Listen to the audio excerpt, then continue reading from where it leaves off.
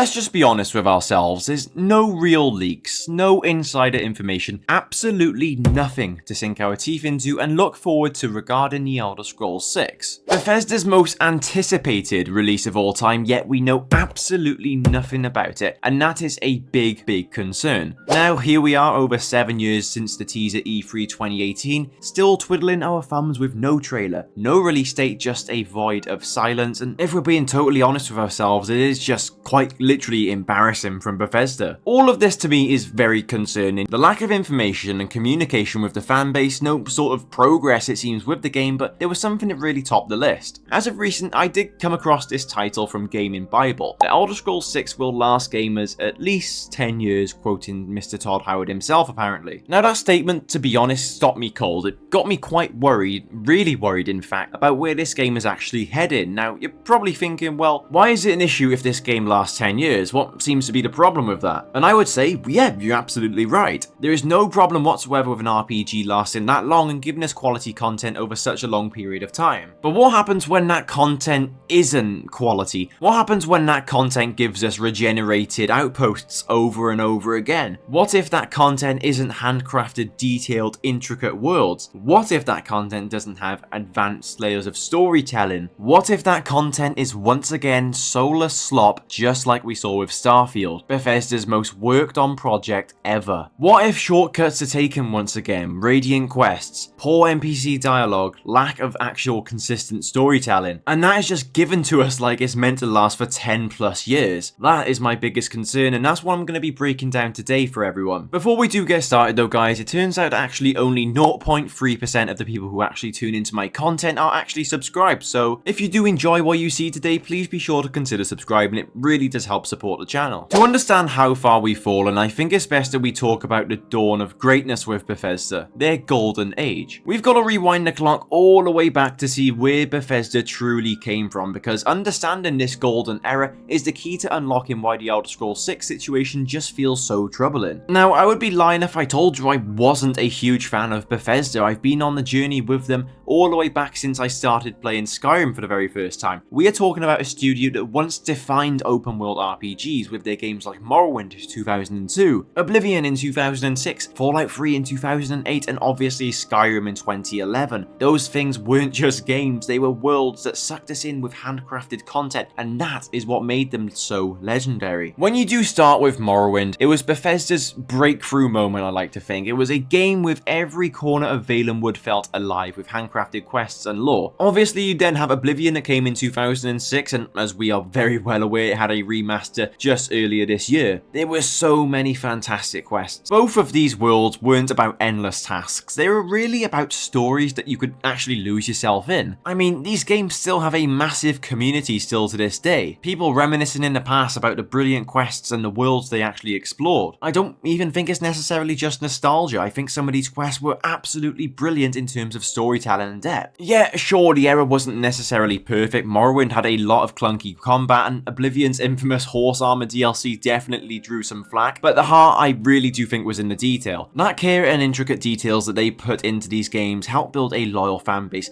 setting expectations sky high, and they certainly delivered when Skyrim actually came out in 2011 as well. But just before that, we actually had a little game called Fallout 3 on 2008, and it was Bethesda's leap into the post-apocalyptic world. Although a bit controversial in terms of the ending, I really do like to think Bethesda put their heart and soul into this game once again like they did with their previous two. Every metro tunnel and every abandoned vault really did feel purposeful, a stark contrast to what we actually see today. But if you want to take it to where it all really began to blow up for Bethesda, you're gonna have to go to 2011 with a little game called Skyrim. This was the real game changer. A lot of things in Skyrim were definitely improved from the previous games. One of the most notable was being the massive improvements made to the dungeons. However, because this game was targeted for that broader audience, a lot of the amazing intricate things from the previous titles had to be stripped away or at least just streamlined. A lot of the intricate writing and detailed quests that we'd seen in Oblivion and also Morrowind they were dumbed down, as well as the perk system, user interface. And while streamlining Skyrim made it far more accessible, and I suppose it appealed to a wider audience, particularly console players, it drew a lot of criticism from fans who preferred the more complex systems of earlier titles such as Morrowind. These changes were seen by some as a way to move away from the series' RPG roots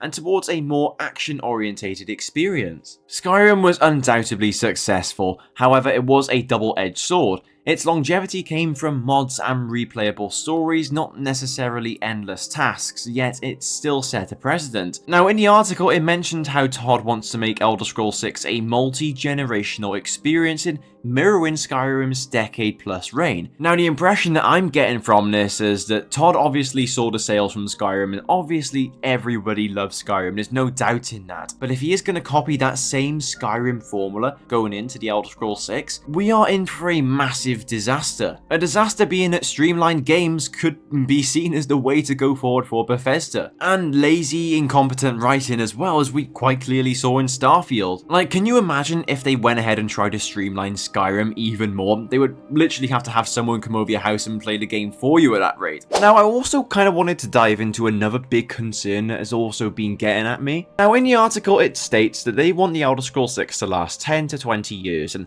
based on Starfield's approach, it may seem like they believe procedurally generated content will deliver a never-ending world. Now, as a passionate fan, I absolutely crave handcrafted content, especially with Elder Scrolls. I see this as a huge problem that could derail Tamriel's next chapter, so let me unpack a little bit about that for you. Now, with Starfield, I've previously said it was meant to be Bethesda's boldest leap yet, released on the 6th of September 2023, and this game embraced procedural generation on unprecedented scales. Now, it boasted over 1,000 planets, each with radiant quests, dynamic weather, and explorable surfaces. Now, the goal was a universe that quite literally never ends. Now, this living galaxy with procedurally generated, tech-generated landscapes and missions on the fly doesn't sound quite immersive. I don't know about you. It doesn't just sound not quite immersive, actually. Well, it quite literally is not immersive because we've all experienced it for ourselves. There was no unique dungeons. They were kind of just plotted around, and they had the same sort of setup that you would see on previous planets. It was quite literally nothing unique whatsoever about it. Could you imagine this in the Elder Scrolls 6, especially after Skyrim's amazing improvements on handcrafted dungeons? Imagine you were just wandering the wilderness and found a dungeon. 20 minutes later you found another one, but there was absolutely nothing different. We would be going back in time.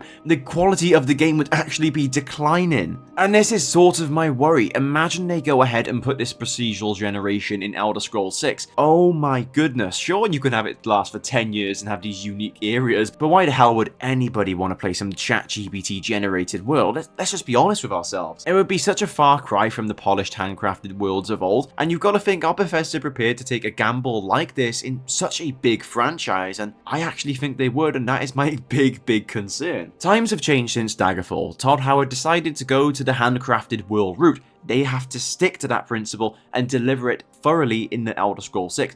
They need to give us 10 years worth of content for the almost 10 years we've actually had to wait for this game coming out. My demand is clear and simple. Well, I'm not demanding anything, more like my suggestion. We as a community would much prefer handcrafted content, not a procedurally generated slop. The 7-year delay since 2018 might be Bethesda grappling with this, and I'm hoping it is a pivot from the Starfield approach. It could very well be a case of this was the route they were looking to take, and they saw the feedback from Starfield and saw maybe we shouldn't go this direction. That's just pure speculation, but I wouldn't write that off. Handcrafted worlds like Skyrim's Whiterun and its bustling markets and quests tied to its people outlast Radiant filler content. It's already been proven that although streamlined, yes, people really enjoyed the handcrafted narratives that Skyrim did provide us. Its sales speak for itself. Why Bethesda would want to take that away and possibly put generated content in there, I have no idea. Maybe it saves them hassle of doing actual work. I really do think that this whole generative content really aligns with their vision, however, and that is the vision of having this game last for 10 to 20 years